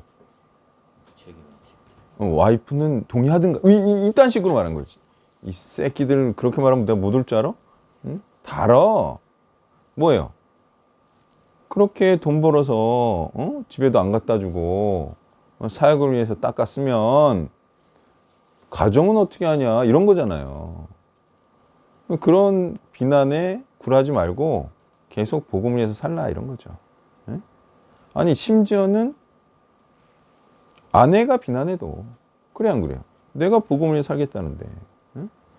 그래서 정말 이제 어이없는 그 사역자들이 자기가 사역하느라 돈을 못 벌고 있으면서 집에 돈 못 벌어주는 걸 미안해하는 사역자들이 있어 없어요? 이 새끼들이 이 말씀 뭐 안 봐서 그래. 에? 비난받지 않도록 해라. 왜 율법을 행해요? 왜 세상을 위한 일을 하고 안 해도 되는 일을 하냐 이거예요. 복음 위하면 되지. 에? 그리고 그렇게 돈 안 벌어온다고 하는 여자는 지가 벌어요. 그죠? 에, 상관없어요. 그리고 친정에서 도와줘요. 에? 게장도 오고 쌀도 오고 다 와요. 그러니까 제발 그런 이제 하나님의 복음을 위하지 않는 것에 미안해할 필요가 없다 이거예요. 자, 그래서 세상에 굴복하면 안 된다. 율법에 굴복하면 안 된다. 세상에 순응하면 안 된다. 세상의 비판에 절대로 우리가 미안해하거나 또는 전혀 신경 쓸 필요 없다 이거예요. 그 다음 있어요. 네, 저도 월요일자로 준비해왔습니다. 골로새서 2장 18절입니다. 여기서 이제 바울은 수많은 이방 사상과 율법주의에 시달리고 있는 골로새 교회에게 그리스도 외에는 아무것도 바라보지 말라고 권면합니다. 그렇다면 성도들이 왜 이러한 세상의 초등학문인 규례에 순종하려 하는지를 알아야 되는데 이것을 18절에 꾸며낸 겸손이라는 말에서 어느 정도 추려낼 수가 있습니다. 이 단어가 델로라는 뜻인데 다른 곳에서 보니까 원하다, 좋아하다, 기뻐하다 이런 뜻이 있습니다. 뭐냐면 말 그대로 자기들이 볼 때 기쁜 겸손, 자기들이 볼 때 좋은 겸손 이런 것들을 한다는 것이죠. 그럼 이거는 크게 두 가지로 해석할 수가 있습니다. 첫 번째는 다른 사람들이 하지 않는 것을 한다는 것에서 나오는 우월감입니다.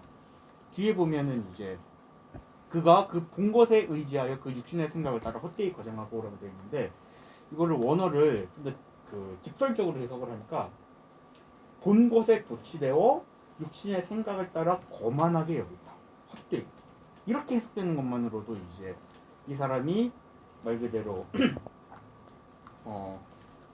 내가 다른 사람들이 하지 않는 것에 대해서 내가 하니까 나는 그런 것에 우월하다 라는 그런 사고를 갖고 있어서 이런 걸 한다라는 것도 볼 수가 있고 두 번째는 주변 사람들에게서 나오는 관심과 존경입니다. 23절을 보면은 몸을 괴롭게 하는 데는 지혜 있는 모양이나 라는 말이 있는데 이거는 자기가 볼 때뿐만이 아니라 다른 사람들이 볼 때도 지혜가 있는 것처럼 보인다는 겁니다. 이게 칼뱅이 기독교 강론에 이런 글이 있더라고요.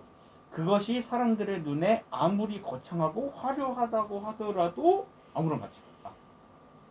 이런 것들을 또 이제 갈라디아서 1장 10절에서도 볼 수가 있습니다. 이제 내가 사람들에게 좋게 하랴 하나님께 좋게 하랴 사람들에게 기쁨을 구하랴 내가 지금까지 사람들에게 기쁨을 구했다면 그리스도의 종이 아닙니다.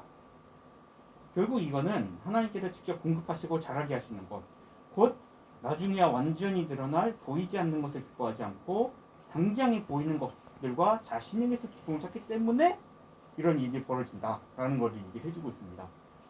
그렇기 때문에 이것이 믿는 사람들로 하여금 수없이 계속해서 세상의 종으로 살아가게 하는데 결코 무시될 수 없는 중대한 역할을 한다는 것도 알아야 된다는 것을 알게 되었습니다.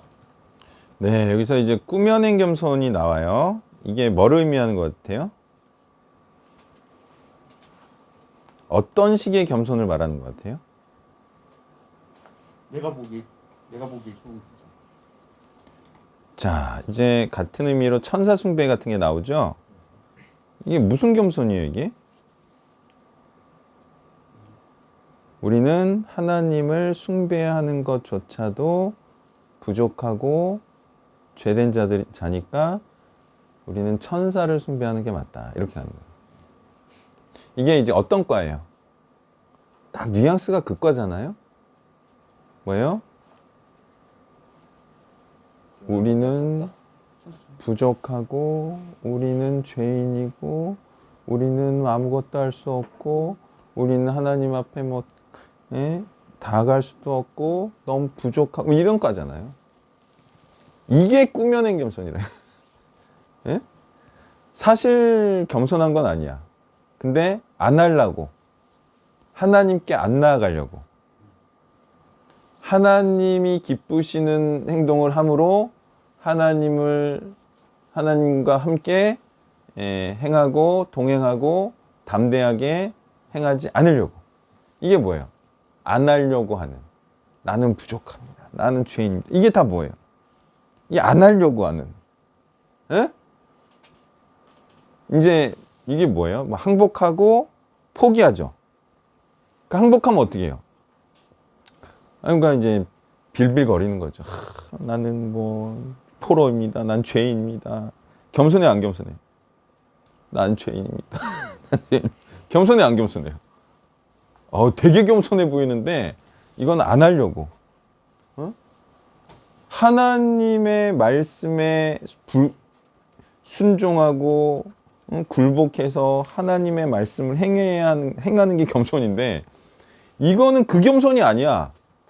이거는 자기가 꾸며낸 성경에서 없는 겸손이야. 에? 하나님의 말씀에 자신을 굴복하고 죽여서 순종하는 자가 되는 게 겸손인데 이거는 어디서 만들어낸 겸손이야? 이런 겸손이? 어디 있어 이런 겸손이? 이게 뭐예요? 사람이 만들어낸 겸손이다.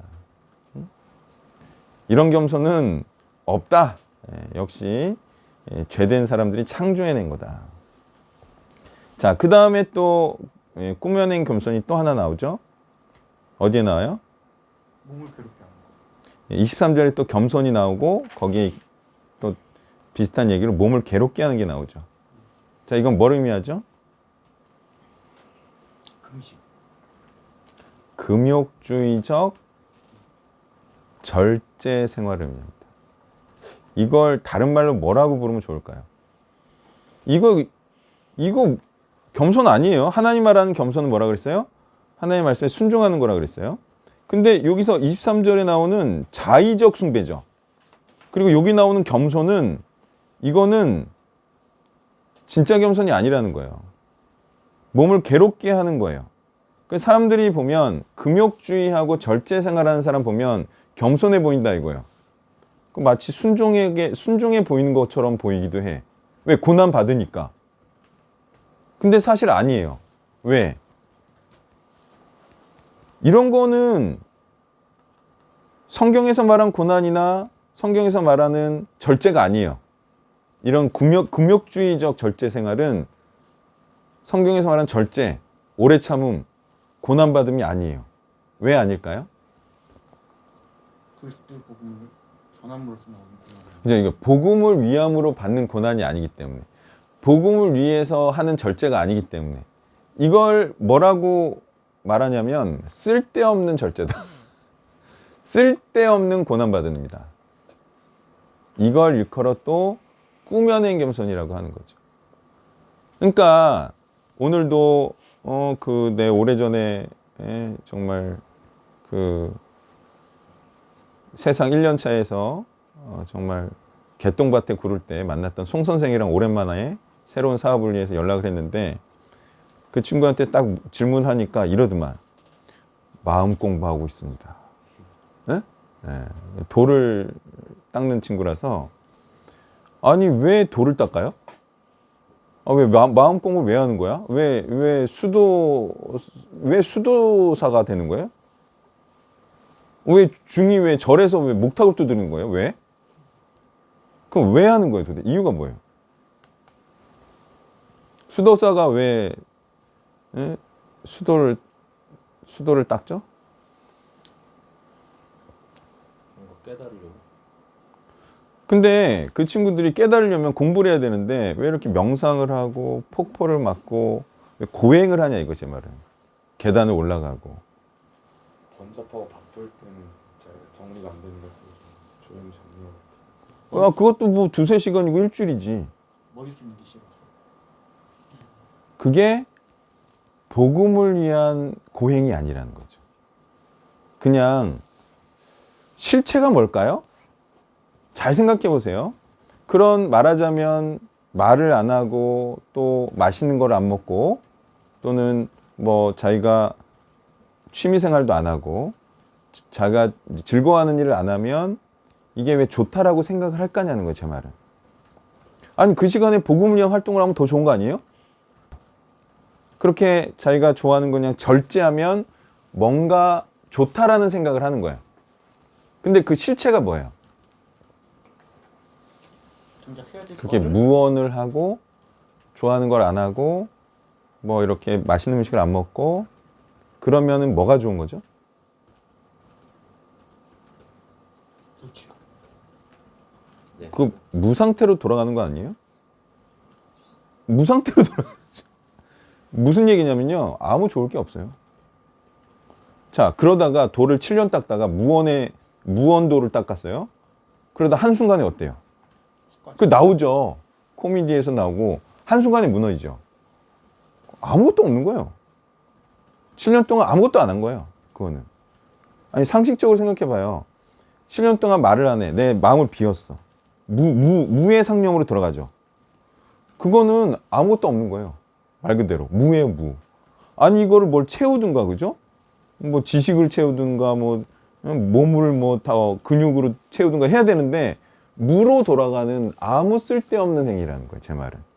그게 인간의 심리 가운데 있어요, 없어요? 속이는 심리로 있다는 거예요. 자기 고행을 채우면 이 고행이 뭔가 의미가 있는 줄 아는데 그 고행이라는 게 어떤 높은 바이올라가 앉아 있으면 그 고행이 무엇을 위한 고행이냐는 거예요. 아무것도 아닌 것을 위한 고행인 거죠. 그러니까 뭐가 채워져요? 아무것도 아닌 게 채워진다는 거죠, 제 말은.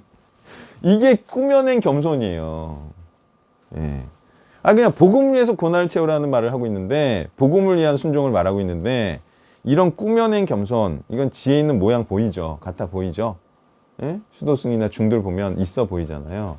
이 모양만, 실질적인 내용물은 없다는 걸 말하고 있는 거예요. 그러니까 자꾸 활동해야 돼요. 예? 자꾸 활동해야 되고, 부딪히고 배우고, 그죠? 그러면서 알아가는 거지, 아무것도 안 하고 그냥 쓸데없는 고난을 받을 필요가 없다 이거예요. 쓸데없는 절제. 차라리 그때 노는 게 낫지. 스트레스 풀리고. 차라리 놀면서 배우는 게 더 많지. 그 다음에 해주세요. 참고로 법정 스님을 좋아했었는데요. 그러셨어요? 가르침이 뭐예요? 그분이 돌아가시기 전에 자기 책을 더 이상 출판하지 말라고, 자기가 한 말이 너무 부인하는 말을 하고 돌아갔어요. 아유, 그럼 다 솔직한 분이구만. 성경도 꽤 봤던 분이라. 아유, 성경을 봤는데 성경도 모르고 참 신기해요, 그죠? 똑똑한 사람이 왜 그런지 몰라. 저는 그 화요일자 3장 10절 같습니다. 그 하나님의 형상이 나오는데, 창조하신 이의 형상, 그게 이제 10절에 새 사람을 입는 것과 연결이 됩니다. 그리고 그게 지식의 새롭게 하심이라는 것으로 연결이 됩니다. 그리고 아담의 최초 하나님의 형상을 입었다. 사람의 아담의 모습은 하나님의 뜻과 말씀, 명령대로 생각하고 순종하고 행하는 존재. 그게 하나님의 형상을 입은 사람이고, 형상을 잃었다, 또 형상을 버렸다, 하나님의 형상을 상실하고 파괴되었다는 것은 하나님의 뜻과 말씀대로 행하지 않는 불순종의 존재가 되었다는 것이고, 그러니까 이상하게 생각할 것이 아니라 이게 명확하다는 거죠. 다시 하나님의 형상을 회복한다는 것은 아담의 죄 이전의 상태로, 즉 하나님의 뜻과 명령대로 생각하고 순종한다는 것입니다. 다른 것으로 생각하지 않을 것입니다. 이상입니다. 네, 이제 우리가 회복되자 이런 말을 많이 해요. 저도 청년부에 있을 때 부목사님이 뭐 행사 준비하면서 이제 회복의 은혜, 뭐 하여튼 뭐 그랬어요. 그랬더니 어떤 청년 자매가 뭐 도대체 어디로 회복된다는 건지 그 내가 답을 못했어요. 나도 모르겠는데. 근데 이제 알고 보니까 죄 없는 상태로 회복인 거죠. 그러니까 너무 분명한 거예요. 새롭게 하심, 그러면 이제 예전에 에덴 동산으로 회복. 그것은 죄를 짓지 않던, 선악과를 먹지 않던, 하나님 말씀에 순종하는 상태로의 회복. 예, 더 이상 죄를 짓지 않는 사람으로의 회복. 이걸 말한다는 거죠. 그래서 제가 지금 이제 창세기 강의를 1장부터 하고 있고, 근데 이게 수학이 있어요. 수학이. 이렇게 하다 보니까 더 분명해져요. 너무 분명해져.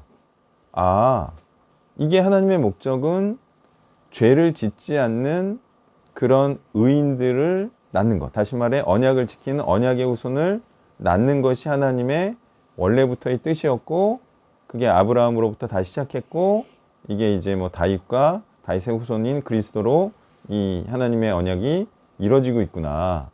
그래서 복음에 순종하는 언약의 후손들로 세상을, 모든 민족을 지배하는 것이 이게 하나님의 뜻이, 이게 너무 명료해지는 거죠, 처음부터. 그래서 이러한 사실이 내가 이제 유튜브 작업을 통해서 이후의 세대들이 유튜브만 잘 봐도 이 말하자면 죄가 없는 순종하는 의인으로 번창하는 것이 하나님의 뜻이라는 게 분명하지 않을까요? 네? 이것만 봐도? 글은 좀 어렵다고 쳐요. 근데 유튜브는 이게 어쨌든 요약된 거잖아요. 그럼 요약만 딱 이렇게 하면 그거는 캐치할 수 있지 않을까요? 근데 또 몰라. 세부 강의 해보면 답을 아무도 못해. 어? 그렇게 말을 해도. 그래서 이제 오늘 올라온 영상 보면 17, 18장인가 18, 19장, 17, 18장인가 그래요. 세부 강의가. 오늘인가 하여튼 올라오는가 내일 올라오는가 그래요. 근데 제가 강의 시작할 때 뭐라 그러냐면 1장부터 16장까지 하나만 말했습니다 이래요. 하나만 말했습니다. 근데 아무도 답을 못해. 답이 뭐예요? 언약의 후손을 낳는 거다. 내가 이거 하나만 말했다. 근데 그 답을 못 하더라고요. 그래서 내가 확신 없어. 근데 보세요. 제가 1장부터 언약의 후손을 낳는 것만 얘기해요. 계속 그 얘기였다. 그래서 이제 중구한사가 어제 메시지 하는 거 보니까 이제 열매론을 확실히 아는 것 같아. 보다 보니까 다시 정리가. 어제 메시지를 들어보니까 이제 중간사는 열매론을 안 것 같아. 네? 어제 멘트들을 들어보니까. 근데 열매론이 핵심이에요, 성경에. 그냥 나 같은 의인 만들어라. 나처럼 복음을 위한 헌신자 만들어라. 이게 핵심이에요. 이게 제자 삼으라가 핵심이라고요. 자, 그리고 저는요, 이런 확신이 있습니다. 열매로는 하나님께서 가장 기뻐하시는 이론이다. 저는 이런 확신이 있어요. 왜요? 왜 이런 확신이 있는 줄 아세요?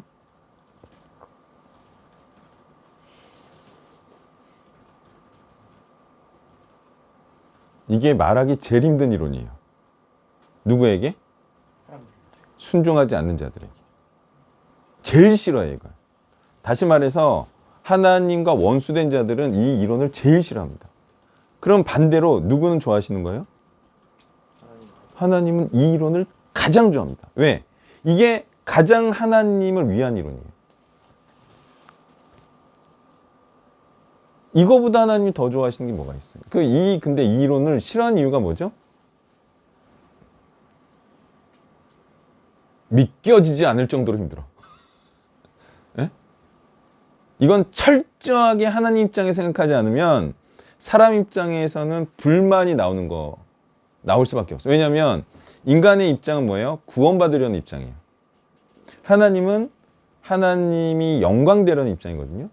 그러면 간단합니다. 하나님이 영광되려면 하나님을 영광되게 하는 자들이 많아지게 해야 되죠. 이 많아지게 하는 이론을 말하면 하나님이 기뻐하시는 거예요.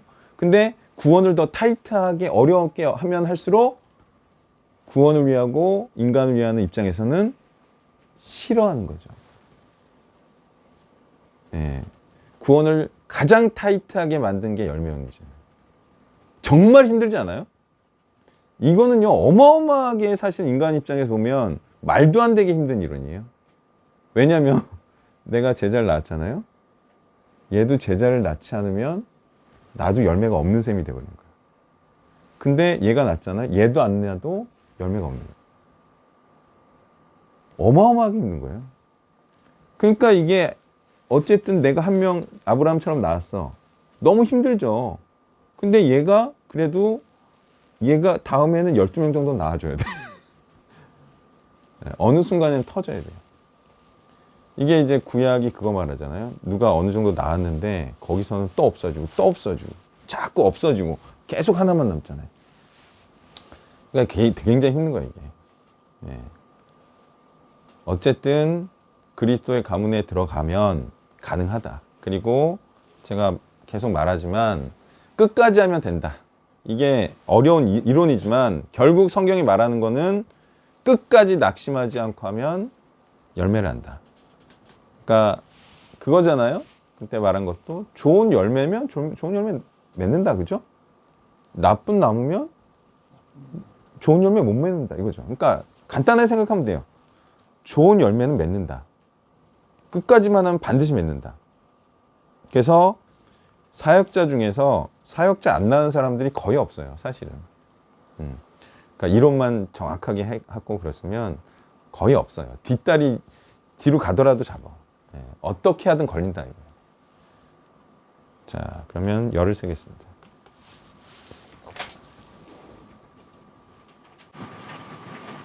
간단하게 한 가지 하겠습니다. 저번 주 목요일자 본문에서